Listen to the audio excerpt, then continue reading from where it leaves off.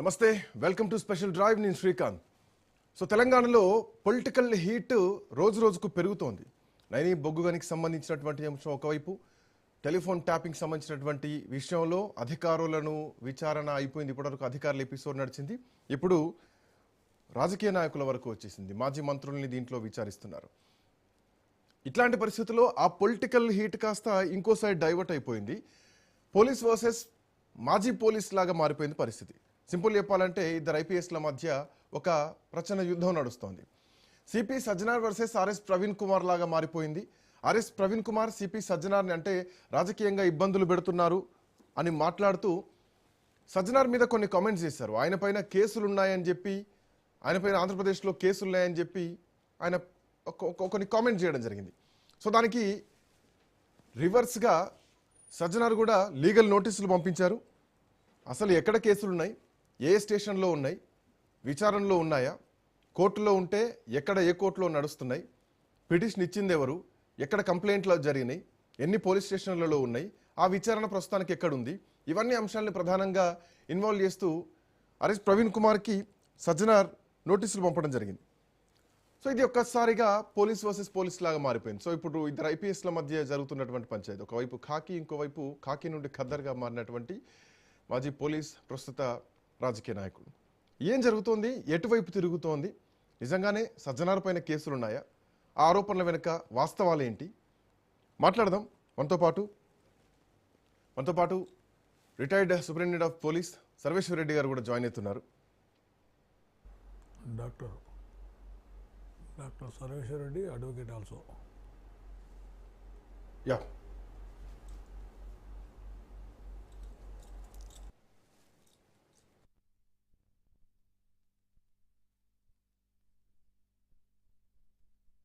ఏమన్నారో చూద్దాం. రేవంత్ రెడ్డి ఆయనే హోంమంత్రి, ఆయనే ముఖ్యమంత్రి కాబట్టి ఇప్పుడు హైదరాబాద్ పోలీస్ కమిషనర్గా ఉన్న సజ్జనార్ గారిని ఆయన సిట్ చీఫ్గా పెడుతూ మిగతా ఒక 5-6 మంది ఐపీఎస్ ఆఫీసర్లను, ఇంకో 5-6 మంది అడిషనల్ డీసీపీలను, కొంతమంది ఇన్స్పెక్టర్లు పెట్టి కొత్తగా సిట్ ఫామ్ చేసింది. 2 సంవత్సరాలు 350 మంది సాక్షులను గంటల తరబడి, రోజుల తరబడి విచారించిన మీకు మా సీనియర్ నాయకుల పేర్లు వాళ్ళు చెప్పలేదు. అంటే మాకు టెలిఫోన్ ట్యాపింగ్తో సంబంధం లేదు. పోలీసులకు పొలిటీషియన్కు సంబంధం ఉండదు. ఈ సిట్టులో ఉండే అధికారులకు కూడా తెలుసు, ఈ సజ్జనార్ గారికి కూడా తెలుసు, ఇప్పుడున్న డీజీపీ శివధర్ రెడ్డి గారికి కూడా తెలుసు. ఇప్పుడున్న సిట్ చీఫ్ సజ్జనార్ గారు పొలిటీషియన్లను వేధించడం కోసం ఏర్పాటు చేసిన సిట్ ఏదైతే ఉందో ఆ సిట్టుకి ఆయన చీఫ్గా ఉన్నారు. నేను ఏమంటున్నా అంటే సజ్జనార్ గారికి ఈ సిట్ను లీడ్ చేసి ఈ ట్యాపింగ్ వ్యవహారాన్ని విచారించే నైతిక అర్హత ఆయనకు లేదు, ఆయన ఎలిజిబుల్ కాదు. ఇదే సజ్జనార్ గారు 2015లో ఇదే ప్రస్తుత ముఖ్యమంత్రి రేవంత్ రెడ్డి గారు టీడీపీ ఎమ్మెల్యేగా ఉన్నారు. మరి ఆనాడు ఎమ్మెల్సీ ఎవరైతే స్టీవెన్సన్ ఉన్నాడో స్టీవెన్సన్కు 50 లక్షల నోట్ల కట్టలు ఇచ్చి ఓటు కొనుక్కోవడానికి, ఎమ్మెల్సీ వేం నరేందర్ రెడ్డి ఎమ్మెల్సీ కోసం ఓట్లు కొనుక్కోవడానికి లంచం ఇస్తున్న కేసులో పట్టుబడ్డాడు. ఆనాడు డిఐజీ ఎస్ఐబిగా సజ్జనార్ గారు ఉన్నారు. ఇంటెలిజెన్స్ చీఫ్గా ఇప్పుడున్న డీజీపీ శివధర్ రెడ్డి గారు ఉన్నారు. ఆనాడు ఇంటెలిజెన్స్లో ఉన్న అధికారుల మీద పోలీస్ కేసులు అయినాయి. ఆనాడు ఇంటెలిజెన్స్ ఉన్నది ఎవరు? సజ్జనార్ గారు, శివధర్ రెడ్డి గారు. ఇప్పుడు ఆయన సజ్జనార్ గారు కమిషనర్ ఆఫ్ పోలీస్ అయినారు, శివధర్ రెడ్డి గారు డీజీపీ అయినారు. మీరు ఏ అర్హతతోని ఈరోజు ఈ ట్యాపింగ్ కేసు మీరు ఇన్వెస్టిగేట్ చేస్తున్నారు? తెలంగాణ ప్రజలు గమనించారు. సో ఏ అర్హతతో ఇన్వెస్టిగేట్ చేస్తున్నారు అని మాట్లాడుతూ సజ్జనార్ పైన గతంలో కేసులు ఉన్నాయి అని చెప్పేసి అఫ్కోర్స్ అధికారులను కూడా ఇన్వాల్వ్ చేస్తూ మాట్లాడారు. మరి ఈ అధికారుల పైన ఎందుకు విచారణ చేస్తలేరని చెప్పేసి ఈరోజు ఆర్ఎస్ ప్రవీణ్ కుమార్ గారు, అంతకుముందు కేటీఆర్, హరీష్ రావు వీళ్ళు కూడా అంటున్నారు. రాజకీయ నాయకులకి ఏం సంబంధం అని చెప్పేసి. రైట్, డాక్టర్ సర్వేశ్వర్ రెడ్డి గారు మనతో పాటు జాయిన్ అయ్యారు. సర్వేశ్వర్ రెడ్డి గారు నమస్తే. ఏం జరుగుతుంది? పోలీస్ వర్సెస్ పోలీస్ లాగా ఎఫెక్ట్ సీన్ మారిపోయింది. ఇంతవరకు బీఆర్ఎస్ పార్టీ వర్సెస్ కాంగ్రెస్ పార్టీలా ఉండేది. సో ఎప్పుడైతే ఆర్ఎస్ ప్రవీణ్ కుమార్ కొన్ని కామెంట్ చేశారో సజ్జనార్ మీద కూడా కేసులు ఉన్నాయి, ఆంధ్రప్రదేశ్లో 8-9 పోలీస్ స్టేషన్లలో 7 కేసులు ఉన్నాయని చెప్పేసి ఆయన మాట్లాడినటువంటి మాటల్ని ఎట్లా చూడాలి? దీంట్లో వాస్తవాలు ఏంటి? President RS Praveen Kumar sir ఏమో వాలంటరీ రిటైర్మెంట్ తీసుకున్నట్టు సివిలియన్. అవును, జనరల్ సెక్రటరీ, బీఆర్ఎస్కు జనరల్ సెక్రటరీ పనిచేస్తున్నారు సార్. సజ్జనార్కి వచ్చాము సిపి హైదరాబాద్, ఇది ఇన్ఛార్జ్ ఆఫ్ ది సిట్. ఇప్పుడు ఈయనకున్న రైట్స్ వేరే, ఆయనకున్న రైట్స్ వేరే. అవును ఇప్పుడు ప్రజాస్వామ్య వ్యవస్థ డెమాక్స్లో ఫండమెంటల్ రైట్స్ ఉంటాయి. అవును freedom of expression, freedom of Liberty and freedom of holding the meeting అనేది ఉంటుంది. దాని ప్రకారం ఫండమెంటల్ రైట్ ప్రకారం ప్రవీణ్ కుమార్ సార్ మాట్లాడాడు. ఆయన అభియోగం చేస్తున్నది ఏంటంటే అప్పట్లో 2015లో ఈ was acted as SIB chief ఉండే. ఆ పరిణామ క్రమంలో అప్పుడు కేసు అయింది. ఆ కేసులో వీరే సజ్జనర్ మీద అప్పుడు కేసు అయింది. సజ్జనుడు కాదు, అప్పుడున్న ముఖ్యమంత్రి గారు, మన ఇప్పుడున్న ప్రజెంట్ ముఖ్యమంత్రి గారు అప్పుడు కేసు అయింది. అవును ఓటుకు నోటు కేసు అయింది కదా. ఓటుకు నోటు కేసు. అప్పుడు వీళ్ళు ట్యాప్ చేసి చేసిండ్రు, వీళ్ళ మీద ఎందుకు కేసులు లేవు, వీళ్ళు ఎందుకు ప్రాసిక్యూట్ చేయలేదు అనే కాన్సెప్ట్ కింద సార్ను ప్రశ్నించాడు ప్రవీణ్ కుమార్ సార్. దానికి మరి సజ్జనార్ సారు హర్ట్ అయినట్లు, నా మీద కేసులు ఉన్నావు అని చెప్తున్నావు కదా, ఆంధ్రప్రదేశ్లో 10, 12, 9, 10 పోలీస్ స్టేషన్లో ఎఫ్ఐఆర్ రిసీవ్ అయినా ఉన్నావు కదా అని ఆయన ట్విట్టర్లో పెట్టిండు, నోటీస్ ఇచ్చాడు. ఏమని అంటే ఎఫ్ఐఆర్ ఎక్కడ ఉంది, క్రైమ్ నెంబర్ ఎంత, సెక్షన్ ఆఫ్ లా అయింది, ఏ పోలీస్ స్టేషను, ఎక్కడ ఏ కోర్టులో ఇదైంది, డిస్పోజల్ అయితే ఏం డిస్పోజల్ అయింది, పెండింగ్ ఉంటే ఎందుకు పెండింగ్ ఉన్నాయి, ఇవన్నీ అడుక్కుంటూ ఇచ్చిండు. If you able to submit the return explanation with document evidence I can కీక్ పోట్, అదర్వైజ్ నేను సివిల్ కేసు, క్రిమినల్ కేసు పెడతా అనే కాన్సెప్ట్ కింద ఆయన ఇచ్చాడు. పరిణామం ఎట్లుండాలి మళ్ళీ ఆర్ఎస్ ప్రవీణ్ కుమార్ అంటే ఇప్పటికే నేను కేసులు ఉన్నాయని చెప్పేసి అనలేదని చెప్పేసి ఆయన కూడా ఒక కామెంట్ పాస్ చేయడం జరిగింది. ఇప్పుడు ఐ థింక్ వస్తున్నాయి, తన ఇంటికి వెళ్ళిన తర్వాత కామెంట్ చేశారన్నట్టు కొన్ని వార్తలు వస్తున్నాయి. దాని కేసులు ఉన్నాయి అన్నాడు కదా. నిన్న దాని మీద క్రైమ్ నెంబర్ ఉండాలి, పోలీస్ స్టేషన్ ఉండాలి, ఏ సెక్షన్ లో ఉంది, ఏ సెక్షన్ లో ఆఫ్ ఉంది, డేట్ ఆఫ్ టైం ఉండాలి, ఏ డేట్ లో ఉంది, అండ్ ఏ కోర్టులో విచారణ నడుస్తుంది. సో ఒకవేళ కేసులు లేకపోతే డీటెయిల్స్ అన్ని తెలిసి ఉండాలి కదా. ఒకవేళ కేసు లేకపోతే 417, 420 కింద క్రిమినల్ కేసు అవుతుంది సార్ కింద. దాని మీద డిఫమేషన్ సూట్ కింద 500 కింద డిఫమేషన్ సూట్ వేసే ఛాన్సెస్ ఉంటాయి. కేసు లేకపోతే ఒకవేళ ఉందంటే there is the matter, it's a fundamental right కింద వస్తుంది. పీపుల్స్కి ఎక్స్ప్లెయిన్ చేయాల్సిన బాధ్యత రాజకీయ నాయకులు ఉంటుంది కనుక దాని కింద ఇట్ కెనాట్ బి యాక్ట్ అంతే. అది అందుకొరకు ఎవరు ఏం చేసినా వెయిట్ అండ్ సీ, సార్ ఏం సబ్మిట్ చేస్తారో చూడాలి, చూసిన తర్వాత ఒపీనియన్ వస్తుంది. ప్రజాస్వామ్య వ్యవస్థలో ఇట్లా వాదోపవాదాలు చాలా ఆర్గ్యుమెంట్స్ చేస్తుంటారు, కామన్ నడుస్తుంటారు, రాజకీయ నాయకుల మధ్య నడుస్తుంటారు, చూస్తున్నాం.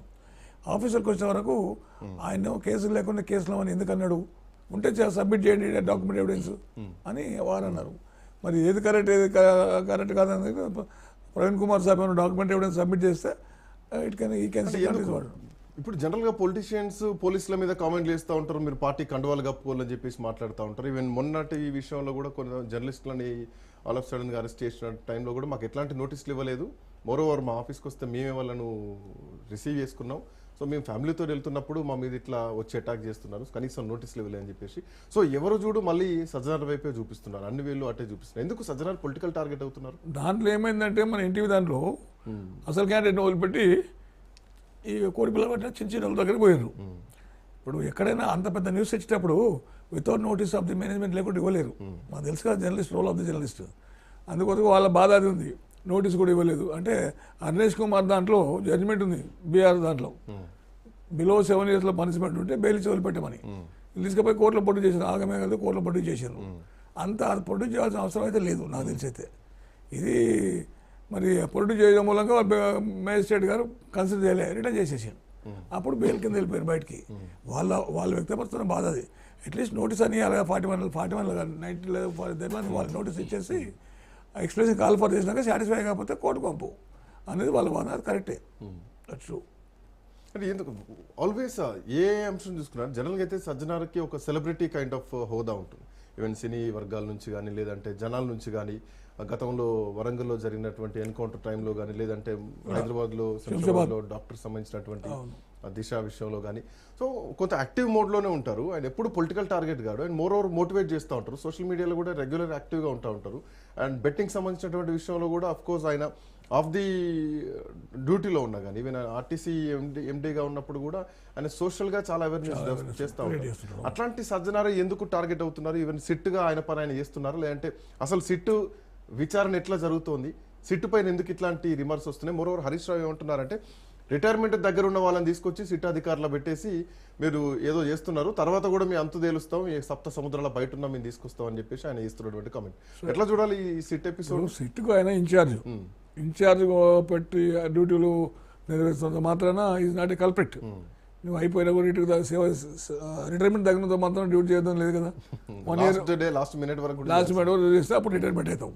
అందుకని అది హరీష్ రావు గారు అన్న మాట అయితే నేను ఐ డో నాట్ యాక్సెప్ట్. అది ఎప్పుడు లాస్ట్ మినిట్ వరకు మీరు అన్నట్టు లాస్ట్ మినిట్ వరకు డ్యూటీ చేసి రిటైర్ అయిపోవాలి. తర్వాత అనెథికల్ అనే మాట మాట్లాడారు మన ప్రవీణ్ కుమార్ సాబ్. అది కన్విక్షన్ అయ్యి ప్రూవ్ అయితే తప్ప అనెథికల్, లేకుంటే అనెథికల్ కాదు. అది కేసులో ఉన్నంత మాత్రం అనెథికల్ కాదు, కేసు ప్రూవ్ కావాలి కదా. ఒకవేళ ఉండకుండా ఉంటే అనెథికల్ అనే మాట ఇట్స్ నాట్ కరెక్ట్. సార్ ఏదో ఉద్దేశంతో మాట్లాడడం కానీ అనెథికల్ అనే మాట అయితే కరెక్ట్ కాదు. అది కేసులు ఉన్నంత మాత్రం ఇన్వెస్టిగేట్ చేయొద్దనే లేదు, ఇన్ఛార్జ్ ఉన్నది లేదు. It's order given by the government. అందుకొరకు అట్లా అదేం కాదు దానికి. అంటే వాస్తవానికి ఎవరైనా కానీ ఏమాత్రం ఎవిడెన్స్ లేకుండా మాట్లాడరు. సో ఆంధ్రప్రదేశ్లో నిజంగానే అన్ని కేసులు ఉన్నాయి, అన్ని పోలీస్ స్టేషన్లో ఇన్ని కేసులు ఉన్నాయంటే జనరల్గా ఎఫ్ఐఆర్ ఫైల్ అయితేనే కేసు ఫైల్ అంతే. అదర్వైజ్ కంప్లైంట్ ఇచ్చినంత మాత్రం అది కాదు, దానికి ఏదో అక్నాలజ్మెంట్ చేస్తారు, ఎఫ్ఐఆర్ ఫైల్ అయితే. బట్ ఇది ఎఫ్ఐఆర్ వరకు చూడాలా, లేదంటే ఏమైనా అట్లాంటి పిటిషన్స్ ఏమైనా గతంలో కంప్లైంట్లు ఏమైనా పోయిన హిస్టరీ ఏమైనా ఉందా ఈ పర్టికులర్ ఈ ఆర్ఎస్ ప్రవీణ్ కుమార్ కామెంట్స్ బేస్గా? పర్టికులర్గా ఆ స్టేషన్లో ఆ రోజుల్లోనూ జీడీ జనరల్ డైరీ వెరిఫై చేయాలి. If they gave complaint FIR కట్టకుండా దాన్ని జనరల్ డైరీ ఎంట్రీ చేయాల్సి వస్తుంది, రిసిప్ట్ చేయాల్సి వస్తుంది. మళ్ళీ రిసిప్ట్ ఇచ్చిందా, జనరల్ ఎంట్రీ అయిందా, కాలేదు ఎంట్రీ అయితే ఒకవేళ ఎఫ్ఐఆర్ అయిందా, ఎఫ్ఐఆర్ అయితే స్టేజ్ ఆఫ్ ది కేసు ఇది. ఇవన్నీ రకరకాల స్టేజ్లు ఉంటాయి. పార్ట్ 2లో ఎగ్జామ్ చేయాలి, పార్ట్ 1 కొట్టాలి, రకరకాలు ఉంటాయి. అందువలన అది నాకు తెలిసి అయితే అక్కడ మరి ఆయన ఇచ్చిండు ఖచ్చితంగా, అంటే మొత్తం వితౌట్ కన్ఫర్మేషన్ ఇయ్యాడు కదా. సిపి గారు ఇచ్చారంటే ఆ కన్సర్న్ స్టేషన్ల పేరు కూడా చెప్పారు కదా, వితౌట్ కన్ఫర్మేషన్ ఇయ్యాడు. మరి వెయిట్ అండ్ సీ. ఆయన వితౌట్ కన్ఫర్మేషన్ ఇయ్యారు, ఈయన వితౌట్ కన్ఫర్మేషన్ కూడా చెప్పారు. ఎందుకంటే ఈజ్ ఆల్సో ఆయన ఐపీఎస్ ఆఫీసర్. అవును. సో ఈ ఇద్దరిది ఎంతవరకు పోతుంది అనుకోవచ్చు? ఇద్దరు ఐపీఎస్ల మధ్యలో జరుగుతున్నాయి వివాదం. ఇప్పుడు ఏమవుతుందంటే ఎంతవరకు ఏం పోతుంది, రాజకీయ నాయకుల మధ్యలో ఉన్నటువంటి వైరుధ్యాలు వీళ్ళకి గురదాలుతారు, మోసుకొని తిరగాల్సి వస్తుంది తప్ప వేరేం లేదు. వీళ్ళకి ఏం సంబంధం, ఎవరికి ఏం సంబంధం లేదు. చట్టం ఎట్లా ఉంటే అట్లా పోవాలి, తప్ప ఎవరు వేస్తే వాళ్ళు శిక్షించాలి తప్ప అట్లా అగ్రెస్ట్ కూడా చేయలేరు, యాజ్ పర్ లానే పోతారు. కానీ మరి కేసులు ఎఫ్ఐఆర్లు ఉంటే నైతిక విలువలు లేవన్నట్టు అంటారు సారు. అనైతికల్ చేయనికలేదు ఇన్వెస్టిగేషన్ అంటారు sir. Sir incharge of the SIT investigation చేస్తే ఆయన డిఎస్పీలు ఎస్పీలు చేస్తారు. సరే వాళ్ళు ఎవరు చేసినా సరే హెడ్ ఆఫ్ ది ఇన్స్టిట్యూట్కే పేరు వస్తుంది. అది కానీ చేయకూడదని ఏం లేదు, చేయొచ్చు అట్లా. సార్ ఇంకోటి కమింగ్ టు సిట్ విషయానికి వస్తే, ఈ సిట్ దేనికోసం వేశారు అంటే ఫోన్ ట్యాపింగ్ జరిగింది, దానికోసం సిట్. జనరల్గా ఒక కేసు విషయానికి వస్తే ఇన్వెస్టిగేషన్ టైము ఛార్జ్షీట్ వేసిన తర్వాత ఎంతకాలం ఉంటుంది? ఇది ఆల్మోస్ట్ గత ప్రభుత్వం అండ్ ఈ ప్రభుత్వంలో సగం అయిపోయింది. 3 ఏళ్లకు ఇప్పుడు మళ్ళీ సిట్ వేయడం, ఇప్పుడు సిట్కి ఎంక్వైరీ వెళ్ళడం. ఆల్మోస్ట్ దీంట్లో 300 మందిని ఇప్పటికే విచారించారు, కొంతమంది జైలు పోయారు, వచ్చారు. అందులో కూడా పోలీస్ ఆఫీసర్లు ఉన్నారు, మాజీ పోలీస్ బాస్ ఉన్నారు, పోయారు, వస్తారు. ఈ కేసు ఎటుపోతుంది? టాపింగ్ జరుగుతుంది వాస్తవానికి, అది దేశ భద్రత కోసమా రాష్ట్ర భద్రత కోసమా జరగడం దట్స్ వెరీ కామన్ థింగ్ అని వాళ్ళే అంటున్నారు. అఫ్కోర్స్ మీరు కూడా అంటున్నారు. ఈ కేసు విషయం చూసుకుంటే చాలా డిలే నడుస్తుంది కదా, ఇది వీగిపోద్దా లేదంటే ఇది నిలబడుద్దా, ఎట్లా చూడాలి? వీగిపోతుంది అనేది after completion of the trial తెలుస్తుంది. ఇప్పుడు అడ్వాన్స్ మాట్లాడలేము. కాకపోతే ఏంటంటే ఛార్జ్షీట్ అనేది 90 daysలో ఫైల్ చేయాలి యాజ్ పర్ దిస్ థింగ్, లేకుంటే 6 months. After 9 months chargesheet file చేయడానికి లేదని చెప్పేసి సెక్రటరీ సర్క్యులరే ఉంది. 700 సర్క్యులర్ ప్రకారం 9 months తర్వాత లేదనేది ఉంది క్లియర్గా. బట్ 9 months దాటి ఇంకో 9 months కూడా పోయింది. They have to right the reasons for delay, take the permission from the court. Individual act చేయడానికి లేదు అట్లా. కోర్టుకి వెళ్ళి పర్మిషన్ తీసుకొని ఈ సర్కమస్లో మేము ఇంతమంది ఎగ్జామ్ చేయాలి, చేయలేకపోతున్నాం, టైం సబ్సిడీ వాడు దొరుకుతలేడు, లేకుంటే దొరికితే చెప్తలేడు, ఇవన్నీ రకరకాలు ఉంటాయి. అందుకొరకు పర్మిషన్ తీసుకొని చేయాలి, కోర్టు పర్మిషన్ తీసుకొని. పర్మిషన్ తీసుకోకుండా చేస్తే. సో ఇప్పుడు ఈ సిటీ విషయంలో పర్మిషన్స్ ఉన్నాయా? నాకు తెలిసి లేవు అనిపిస్తుంది. నా ప్రిజమ్స్ అయితే తీసుకుని ఉంటారు, లేకపోతే కేసు వెళ్ళిపోతుంది, ఊకి వెళ్ళిపోతుంది. ఇప్పుడు fundamental rights violate article 21 violate చేసిన కిందకి వస్తుంది. Delay in investigation, delay in trial also comes under article 21లో వస్తుంది. దాని ప్రకారం వెళ్ళిపోతుంది వితౌట్ పర్మిషన్ ఉంటే. ఇప్పుడు నేను చెప్పి సర్క్యులర్ నెంబర్ 0700 ప్రకారం సెక్రటరీ సర్క్యులర్ యూస్ చేస్తుంది కదా, దాని ప్రకారం 3 months ఛార్జ్షీట్ వేయాలి, 6 months ఎక్స్టెండ్, 9 months వరకు ఎక్స్టెన్స్ తీసుకోవచ్చు. ఆఫ్టర్ దట్ నో ఇన్వెస్టిగేషన్ అని చెప్పి క్లియర్ ఉంది అట్లా. అందుకొరకు మరి వీళ్ళు ఎవరికి పర్మిషన్కి అప్లై చేసి ఇట్లా అనుకుంటున్నాను, చేయకుండా చేయడానికి లేదు. ఒకవేళ చేస్తే it cannot be start in the court of law. అది అందుకొరకు తీసుకుంటారు, జనాలు తీసుకొని చేస్తారు, ఎందుకంటే ఇంపార్టెంట్ కేసు కదా. Of course important case. దీంట్లో ఇప్పటికే అధికారులందరినీ విచారించారు, ఆఖరికి ప్రభాకర్ రావును మాజీ పోలీస్ బాస్ ను కూడా విచారించారు. పొలిటీషియన్ సైడ్ ఎందుకు వచ్చింది? ఇది ఒక పొలిటికల్ గ్రడ్జ్ గా నడుస్తుంది. అంటే పొలిటీషియన్స్ అబెట్మెంట్ ఈ మాట ఎందుకు అనాల్సి వస్తుంది అంటే కేటీఆర్ అంటారు మార్కెట్ల సంబంధం ఉంటుంది, ఇంటెలిజెన్స్ అదొక కమిటీ ఉంటుంది, సో కమిటీ నిర్ణయం తీసుకుంటుంది, డైరెక్ట్ టు ద సీఎం ఉంటుంది, అప్పుడు సీఎం ఎవరు ఉంటే వాళ్ళు. అది ఇప్పుడు కమిటీ ఉంటుందా లేదా అబెట్మెంట్ ఇప్పుడు అధికారులు ఎవరి కింద పనిచేస్తారు? రాజకీయ నాయకుల కింద పబ్లిక్ గవర్నమెంట్ పవర్ కింద పనిచేస్తారు. వాళ్ళకి తెలియకుండా వీళ్ళు చేయరు. 100% నాకు తెలిసిన అధికారులు చేయరు. ఇప్పుడు ఒకరిని టెలిఫోన్ ట్యాప్ చేయాలంటే పర్మిషన్స్ అవసరం. ఇప్పుడు ఏంటంటే గవర్నమెంట్ అస్థిరపరచడానికి, గవర్నమెంట్ కూలగొట్టడానికి, శాంతి భద్రతల విఘాతం కలిగించడానికి కొంతమంది దుష్టశక్తులు చేస్తున్నాయి. వాళ్ళకి కూడా అఫీషియల్గా పర్మిషన్ తీసుకోవాల్సిందే. ఇలాంటి వాళ్ళకి కూడా పర్మిషన్ తీసుకోవాలి. పర్మిషన్ తీసుకోకుంటే ఇది అఫెన్స్ అవుతుంది. అది పర్మిషన్ తీసుకుని రాలేదనేది లేవు, డాక్యుమెంట్ లేవు, అన్ని తగిలేసారు.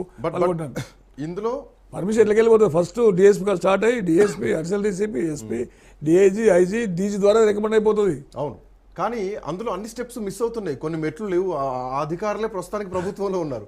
మరి విచారణ ఎట్లా నడుస్తుంది అనుకోవాలి? డైరెక్ట్ ద మాజీ మంత్రుల దగ్గరికే పోతున్నారు అధికారులు కదా విచారించాల్సింది. హరీష్ రావు అదే అంటున్నారు, అప్పుడు డీజీపీ మీ దగ్గర ఉన్నారు, అప్పటి కమిషనర్లు మీ దగ్గర ఉన్నారు, జితేన్ రెడ్డి మీ దగ్గర ఉన్నారు, వీళ్ళందరూ మీ దగ్గర పెట్టుకొని మమ్మల్ని ఎందుకు విచారిస్తున్నారు అంటే ఇది పొలిటికల్ రివెంజ్ పోతుంది. అప్పుడు డీజీ గారిని విచారించలేదు కూడా అంటున్నారు అంటే మరి అది కరెక్టే. అది త్రో అట్లకి వెళ్ళిపోతుంది. రికార్డింగ్ కానీ పర్మిషన్స్ కానీ through DG final DG endorsement విన్నే అక్కడ పర్మిషన్ ఇస్తారు. హోమ్ సైడ్ నుండి సిఎస్ వరకు పోతాయి. అందుకొరకు ఇన్వెస్టిగేషన్ ట్రాన్స్పరెన్సీ ఉండాలి. రేపొద్దున ఈ గవర్నమెంట్ ఉండి మళ్ళీ ఇంకో గవర్నమెంట్ వీళ్ళు ఇదే పనులకు వస్తారు. ఇది ఎంత గవర్నమెంట్ లో కూడా వస్తున్నాయి కామెంట్లు, వింటున్నారు, మా ఫోన్లు ట్యాప్ చేస్తున్నారు, సో వేయండి సీటు దీని మీద కూడా వేయండి అని చెప్పేసి అంటున్నారే తప్ప ఎవరు కంప్లైంట్ చేయరు. ఫోన్లు అనేది tapping common to sustain the government, conspiracies చేసి గవర్నమెంట్ కూలగొట్టడానికి ఉండడానికి కూడా ట్యాపింగ్ చేస్తారు. అది లీగల్, ఇల్లీగల్ కాదు అది. అందు గురించి ఏదైనా పొలిటికల్ గ్రాడ్స్తో చేయొద్దు. ట్రాన్స్పరెన్సీ ఉండాలి. ఏదో మాట్లాడినంత మాత్రం వీర్లమంత అనుకునేది కాదు. అందుకని investigation should be transparency, should be pious ఉండాలి, పవిత్రంగా ఉండాలి. తప్ప ఇన్వెస్టిగేషన్ రాంగ్ చేస్తే ఫలితాలు అనుభవించాల్సి వస్తుంది. ఇన్వెస్టిగేషన్ పవిత్రంగా ఉండాలి. ఈవెన్ ఫోన్ ట్యాపింగ్ కూడా చాలా సీక్రెసీ మెయింటైన్ చేయాలి. తెలంగాణలో ఏమైందంటే ఫోన్ ట్యాపింగ్ అనేది పెద్ద నేరం లాగా, క్రైమ్ లాగా అయిపోయి పొలిటికల్ వెపన్ లాగా అయిపోయింది. ఫోన్ ట్యాపింగ్ వాస్తవానికి ఆ విషయం బయటికి రావద్దు, బయట మాట్లాడడం కూడా మాట్లాడదు. బట్ ఎందుకు ఇంత పొలిటికల్ వెపన్స్ అయిపోతున్నాయి అంశం? ఇప్పుడు ఇది పబ్లిక్ నోటీస్లో వస్తుంది, ఎట్లా చేస్తున్నారు, ఎవరు ఇస్తున్నారు, లీక్లు ఎవరు ఇస్తున్నారు అనేది అది government has to decide it. Leak వీర్లు ఉంటే అగ్రికి వీర్ల పేర్లు బయట చెప్తారు. దానివల్ల ఎవరి మనసులో కూడా మనశ్శాంతి లేకుండా చేయాలనే కాన్సెప్ట్ ఉంటాయి. దానివల్ల ఏది డిసైడ్ చేయాలనే కాన్సెప్ట్ ఉంటుంది. దానివల్ల టెన్షన్స్ గురవుతారు, కుటుంబ వ్యవస్థల్లో ప్రాబ్లమ్స్ వస్తాయి. ఇవన్నీ కొంచెం అబ్జర్వ్ చేసుకొని అవన్నీ కాకుండా ఫ్యాక్ట్ ఎట్లా ఉంటే అట్లా కూడా సీక్రెట్స్ ఉండాలి. ఇన్వెస్టిగేషన్స్ ఉండాలి, సీక్రెట్స్ వేలు ఉండాలి. పబ్లిక్ రోల్లో రావద్దు కదా. అట్లా అయితే దానివల్ల ప్రాబ్లమ్స్ వస్తాయి, ఎవిడెన్స్ ట్యాంపర్ అయిపోతాయి, ఎవిడెన్స్ చెప్పడం కూడా చెప్పరు. అందుకో చాలా లాసెస్ ఉన్నాయి అట్లా.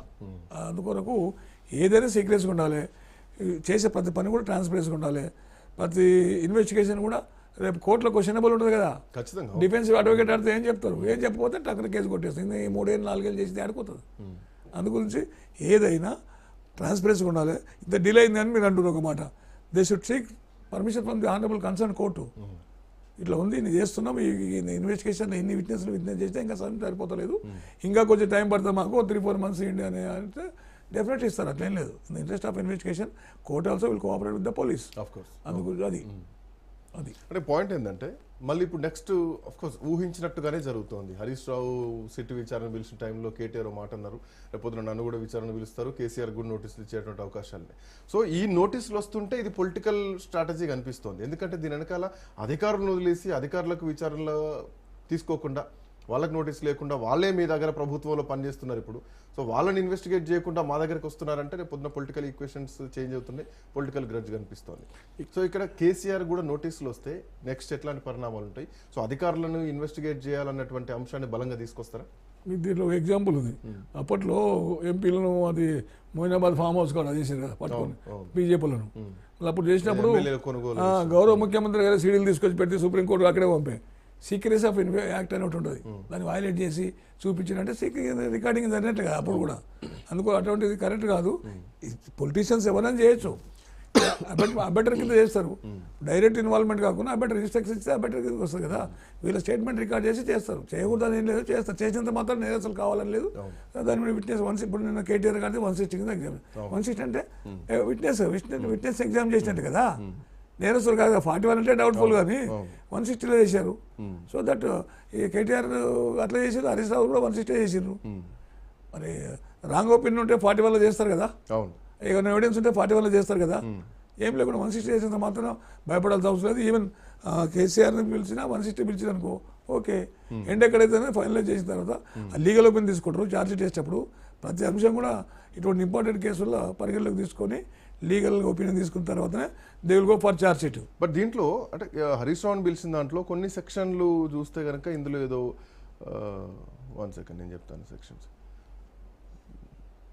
ఇందులో ఒక దేశద్రోహం లాంటి కేసులు పెట్టినట్టు, టెర్రరిజం, సైబర్ టెర్రరిజం లాంటి కేసులను ఇన్వాల్వ్ చేస్తూ ఆ సెక్షన్ యాడ్ చేశారు. సో అవి యాడ్ చేయాల్సిన అవసరం ఏమొచ్చింది? మొదటి ఛార్జ్ షీట్ లో ఫస్ట్ ఎఫ్ఐఆర్ లో అవి లేవు. సో కొత్తగా 2 యాడ్ చేశారు. దీంట్లో ఏంటి ఉద్దేశం? అంటే బేసిక్ అంతే ఎవిడెన్స్. ఇంటెన్షన్ ఏమైనా ఉండొచ్చు, we don't know intention what sort of investigation intention. కానీ ఎవిడెన్స్ వచ్చితే మాత్రం 216 CRPC కింద ఆల్టర్ చేస్తారు, సెక్షన్ ఆల్టర్ చేసి యాడ్ చేస్తారు. యాడ్ చేసే పవర్ పోలీసుకు ఉంది. 66F1B2 అదే అందుకొరకు నేనేమంటున్నా అంటే సెక్షన్ ఆల్టర్ చేసే పవర్ ఉంది, యాడ్ చేసే పవర్ కూడా పోలీసుకు ఉంది. లాంటి సెక్షన్ యాడ్ చేసేటువంటి కేసు ఉందా ఫోన్ ట్యాపింగ్? దేశద్రోహానికి ఇది రాదు. దేశద్రోహం కాదు, గవర్నమెంట్ ద్రోహానికే వస్తుంది. అట్లాంటప్పుడు వీలే చేయించి ఇట్లా చేసి గవర్నమెంట్ బదనాం చేసి ఇంటెన్షనల్గా ఇన్నోసెంట్ పీపుల్ను నాశనం చేసే కాన్సెప్ట్ కింద వస్తుంది. ఆ రోజుల్లో మన రేవంత్ రెడ్డి గారు చేశారంటే అది కూడా దారుణము. ఇక్కడనే ఉంటాడు చేసి మరి ఎట్లా చేసినా ఏం కదా అనేది సెకండ్ ఆస్పెక్ట్. కాకపోతే ఆయన మానసికంగా బాగా దెబ్బ కొట్టారు కదా, ఆ విషయంలో ఆయన కూడా బాధపడ్డాడు. ఫ్యామిలీ పిల్లలంతా బాధపడరు. అది సో ఫైనల్గా ఈ కేసు ఎంతవరకు పోతుంది, ఎటువరకు పోతుంది? కేసీఆర్ కూడా నోటీసులు ఇవ్వాలో రేపు పోతాయి, ఎవరెవరిని పిలుస్తారో తెలియదు. సో ఫైనల్ స్టేజ్కి వచ్చిందా ఇన్వెస్టిగేషన్, లేదంటే మున్సిపల్ ఎన్నికల వరకే చూసి ఆ తర్వాత మళ్ళీ ఇంకో ఎపిసోడ్ ఏమైనా చూడొచ్చా దీన్ని? నా ఒపీనియన్ అయితే ఆఫ్టర్ మున్సిపల్ ఎలక్షన్ తర్వాత ఉంటుంది. అది ఇమ్మీడియట్గా చేయాల్సిన అవసరం, మళ్ళీ కేసీఆర్ని పిలుస్తారు అనేది చాలా టైం ఉంటుంది దానికి. అది దాని గురించి మున్సిపల్ ఎలక్షన్ తర్వాత ఎలక్షన్ ఉంటుంది, అప్పుడే ఏం చేస్తారు. ఈ ఛార్జ్ షీట్లు వేస్తారా ఏమంది ఇస్తారో అప్పుడే అవుతుంది. ఇవన్నీ సెంటెన్స్ చేసుకొని ఎవిడెన్స్ అన్ని కలెక్ట్ చేసుకున్న తర్వాత మళ్ళీ పీపీ ఒపీనియన్ పంపుకొని జీపీ ఒపీనియన్ పంపుకొని ఒపీనియన్ తీసుకుంటారు. లా ఒపీనియన్ తీసుకున్న తర్వాత ఛార్జ్ షీట్ ఫైల్ చేస్తారు. అంతే తప్ప ఎక్కడ పోవు ఆడుకో వీళ్ళ మధ్యలో నడుస్తుంటుంది రాజకీయం. పొలిటికల్ ఈక్వేషన్ మధ్యలో నడుస్తుంటుంది. అదే మెయిన్ ఇంపార్టెంట్. ఇక్కడ అనవసరంగా ఆఫీసర్లు బదనామై ఈ ఆఫీసర్ బదనామై బాధపడుతుంటారు. వాస్తవం అంటే ఈ కార్ రేస్ విషయంలో చూసుకున్నా కానీ కేటీఆర్ ఓకల్ గానే ఇన్స్ట్రక్షన్స్ ఇచ్చారంటే ఇక్కడ బలైంది అధికారులే. అంటే ఆ ఇన్వెస్టిగేషన్ ఎటు పోతుంది, ఇంకెంత దూరం పోతుంది, అక్కడ అధికారులే ఇక్కడ అధికారులే, గతంలో కూడా అధికారులు. ఈవెన్ హైడ్రా విషయంలో కూడా అప్పట్లో ఇల్లు కూడా. నేను అనేది అంటే police should act independently without hearing the influence given by the. ఎవరైనా ఇన్ఫ్లుయెన్స్ చేసినా వినొద్దు. ఇండిపెండెంట్గా యాక్ట్ చేయాలి పోలీస్. ఇలా లేకపోతే ఇక్కడ రాకపోతే ఇంకోతున్నా కొట్టేస్తాం, ఆ లేకపోతే ఇంకోతున్నా కొట్టేస్తాం. వీళ్ళకి వినాల్సిన అవసరం ఏముంది అంటూ నేను అది. బట్ ఉందా సార్ ఆ పరిస్థితి? ఉందా ఇండిపెండెంట్ గా? కొంతమంది ఉంటారు భయ్, మరి అందరినీ ఏం చెప్పలేము. కానీ మంచి వాళ్ళు ఉండరు, చెడ్డలు ఉండరు, ఇన్నటోళ్ళు ఉండరు, ఇన్నోళ్ళు ఉండరు. మరి ఇన్నోళ్ళకు ఏం చేసిన వాళ్ళకే మన తర్వాత ప్రాబ్లమ్స్ ఫేస్ చేస్తారు వాళ్ళు. అట్లా ఇన్నటోళ్ళు ఉన్నారు, లేరని కాదు, ఇన్నోళ్ళు కూడా ఉన్నారు కదా. అలా పోతే ఇన్నోళ్ళకు వేరే పనిష్మెంట్లు ఉంటాయి, ఈ వీళ్ళు చేసేదానికి వేరే పనిష్మెంట్లు ఉంటాయి. అట్లా అంటే ఇప్పుడు ఏదైనా ఐపీఎస్ ఆఫీసర్లు చాలా పకడ్బందీ ఉండి చట్టాన్ని, ధర్మాన్ని, న్యాయాన్ని కాపాడాలి వాళ్ళు ఉద్దేశపూర్వకంగా. బట్ ఎందుకు పోలీసులు ఐపీఎస్ల విషయానికి వస్తే పొలిటికల్ ప్రెజర్లకు లోనవుతున్నారు? మనం చూడొచ్చు ఆంధ్రప్రదేశ్లో కొంతమంది ఐపీఎస్ ఆఫీసర్లు ఉద్యోగాలు ఎదిలేటువంటి పరిస్థితులు ఉన్నాయి వైఎస్ జగన్మోహన్ రెడ్డి హయాంలో. సో ఇప్పుడు తెలంగాణలో కూడా ఈవెన్ అదే సిమ్టమ్స్ కనిపిస్తున్నాయి. సజ్జనార్ నువ్వు కండవా కప్పుకో, నువ్వు కాంగ్రెస్ పార్టీ కండవా కప్పుకో, మీరు ఎక్కడున్న సప్త సముద్రాల బయట ఉన్నా కానీ మీరు రిటైర్ అయినా కానీ పట్టుకొస్తామని చెప్పేసి, లేదంటే ప్రభాకర్ రావు విషయంలో కూడా ఈ ప్రభుత్వం అట్లాగే వేసింది, ఎక్కడున్నా మేము తీసుకొస్తామని చెప్పేసి ఆ రోజే రేవంత్ రెడ్డి పోలీసులు ఎందుకు బలిగాల్సి వస్తుంది? పోలీస్ వ్యవస్థ ఎందుకు పోలీసులా పనిచేయలేకపోతున్నారు? పోలీసు యాక్ట్స్ అనేది ఇంపార్షియల్ ఉండాలి. ఆఫ్ కోర్స్ అవును. వాళ్ళకు మడుగులు ఒత్తుకుంటూ వీళ్ళకి మడుగులు ఒత్తు పనికి మళ్ళీ పోస్టింగ్ గురించి పనికి మళ్ళీ వేసేస్తే ఎప్పుడో ఒకసారి దెబ్బతింటారు. ఇప్పుడు నౌకరించిన తర్వాత 35-40 ఏళ్ళ వరకు నౌకరు చేయాల్సి వస్తుంది. మరి ఏ స్టేజ్లో తప్పుతో ఒత్తేస్తారు కదా. అందుకని ట్రాన్స్పరెన్సీగా ఉండి, ఫెయిర్గా ఉండి, అన్బయాస్డ్ ఉండి, రాజకీయ ఒత్తిడి తలొక్కకుండా ఉండి, ప్రజాస్వామ్యంతో రాజకీయ ఒత్తిళ్ళు వస్తాయి. వచ్చినంత మాత్రం వాళ్ళు చెప్పింది చేయాలని లేదు కదా. వినాలే సరే సార్ అంటే అయిపోతుంది కదా. వీళ్ళు ఇంకా కిరీటాలు పెట్టుకొని తిరుగుతారు కదా, కిరీటాలు పెట్టుకొని తిరుగుతారు, దెబ్బతింటారు. అట్లే అటువంటి వాళ్ళతో నా ప్రాబ్లం వస్తుంది, లేకపోతే ఏం రాదు. అది right. Anyway thank you Sarveshwara Reddy, thanks for joining. So ఒకవైపు పొలిటికల్గా కాంగ్రెస్ వర్సెస్ బీఆర్ఎస్ లాంటి రాజకీయ యుద్ధ వాతావరణం నడుస్తుంటే, ఇంకోవైపు పోలీస్ వర్సెస్ పోలీస్ లాగా మారిపోయింది. అంటే ఒక ఐపీఎస్ వర్సెస్ ఇంకొక ఐపీఎస్. ఆయన చేసినటువంటి కామెంట్స్ సజ్జనార్ పైన, సజ్జనార్ దానికి లీగల్ నోటీసులు పంపించారు. దీనిపైన ఖచ్చితంగా మీరు 24 గంటల్లో 2 రోజుల్లో రియాక్ట్ కావాలని చెప్పేసి ఆయన నోటీసులు ఇవ్వడం కూడా జరిగింది. సో దీనికి సంబంధించి ఇది ఎటువైపు తిరగబోతోంది? పొలిటికల్ ఇష్యూ కాస్త పోలీస్ ఇష్యూ లాగా మారిపోయిందా? సజ్జనార్ మీద ఈ కామెంట్స్ వస్తున్నాయి అండ్ గతంలో కూడా చాలామంది కామెంట్లు చేస్తున్నారు. బట్ ఆయన విషయంలో కొంత డిఫరెంట్గా ఉంటుంది. ఈవెన్ సొసైటీలో కానీ, ప్రజల్లో కానీ, ఈవెన్ సోషల్ మీడియాలో కానీ యాక్టివ్గా ఉంటారు. ఆయన ఏ డిపార్ట్మెంట్లో ఉన్నా కానీ సొసైటీ కోసం పనిచేస్తూ ఉంటారు. ఏ విషయం పైన కానీ సున్నితంగా రెస్పాండ్ అవుతూ ఉంటారు. యా. సో ఇట్లాంటి నేపథ్యంలో ఆయన పైన వస్తున్నటువంటి కామెంట్లు పొలిటికల్గా తో పాటు ఇటు పోలీసుల పరంగా సో ఎట్లా ఉండబోతోంది? ఈ ఫోన్ ట్యాపింగ్ అంశంలో ఆ సిట్ ఆయన ఆధ్వర్యంలో విచారణ జరుగుతున్నటువంటి క్రమంలో సజ్జనార్ పైన వస్తున్నటువంటి ఆరోపణల నేపథ్యంలో క్లారిటీ మాత్రం ఇదని చెప్పాలి ఈ డిబేట్లో. చూద్దాం. That's all for now. Next updates continue అయితే కీప్ వాచింగ్ రాజ్ న్యూస్.